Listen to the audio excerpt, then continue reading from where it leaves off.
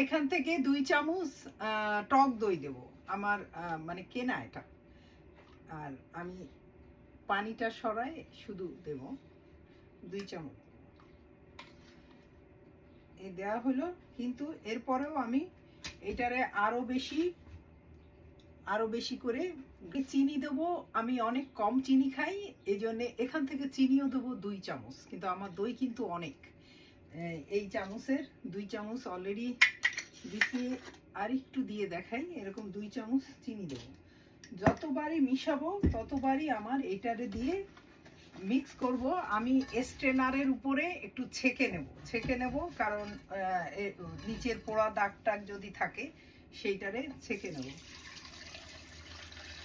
এই তো আমার একদম পুরা একটা, দেখছেন নিচে একটু লাগছিল, আর এই যে এইগুলা ছেঁকে নিলাম। আর একটু হালকা কুসুম গরম করে নিতে হবে, সেটা আমি করে নিছি অলরেডি। এই তো দইয়ের বীজ বসানো শেষ, সবকিছু শেষ। আমি এটাকে পুরা কাভার করে দেবো, তারপরে যাব ওভেনে। ওভেনটাও আপনাদের সাথে শেয়ার করব।